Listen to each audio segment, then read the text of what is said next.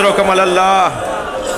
मुसीबतों में एक मुसीबत इमाम फरमाते हैं, हमें शाम के उस जिंदान में रखा जिसकी छत नहीं थी।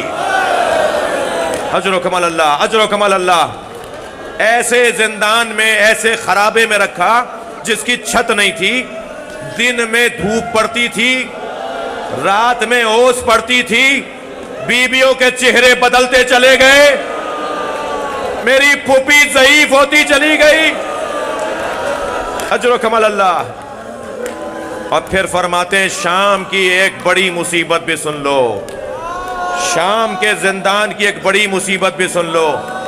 मेरी बहन सोते सोते उठी, बाबा बाबा, फूफी अम्मा बाबा आए थे।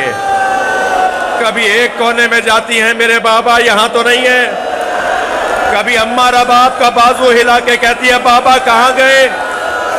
कभी ज़ैनुल आबिदीन मौला से जाके कहती हैं, भैया बाबा आए थे, वो कह रहे थे मैं तुम्हें लेने आया हूं, भैया मैं तो बाबा के साथ जाऊंगी। क्या जवाब दे सकीना को। बाबा बाबा की आवाजें बुलंद हुई। यजीद के आराम में खलल आया। अपने गुलामों कनीजों को बुलाकर कहा, ये बच्ची क्यों रो रही है। क्या इसने ख्वाब देखा है, हुसैन को ख्वाब में देखा है, अपने बाबा को याद कर रही है। कहने लगा सर भेज दो, सर भेज दो। एक तश्त में सर लाके जिंदान में रखा गया।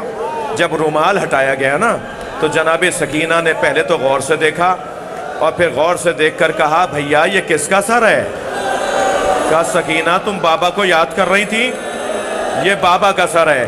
मुझसे बयान नहीं हो पाएगा।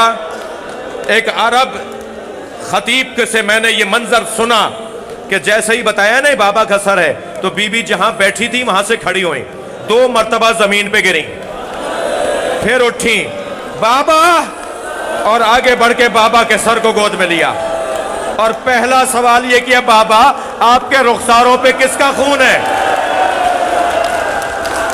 बाबा आपकी रगें किसने काटी। बाबा आपकी पेशानी पर चोट कैसी है। फिर कहा, बाबा मेरी बालियां भी उतार ली, बाबा मुझे तमाचे मारे। बच्ची बाबा बाबा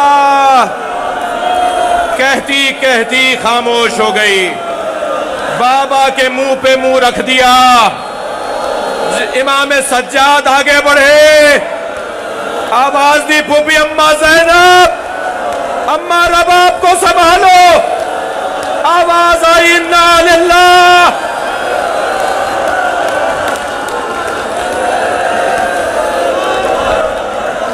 जिंदान शाम, नन्ही सी कब्र, सकीना को शाम में छोड़ आए।